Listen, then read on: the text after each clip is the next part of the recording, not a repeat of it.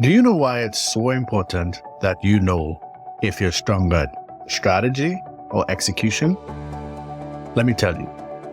We had a client once who owned the company but hated being the CEO. He hated managing all the affairs of the company, and he wasn't good at it. He realized that in order for him to be working at his highest and best use of his time and energy, he needed to become the head of marketing and hire a CEO. You see, the bottom line is that some of us are really, really good at strategy and some of us are good at execution.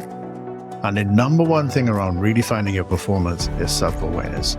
Knowing your strengths, your weaknesses, and playing towards your strengths.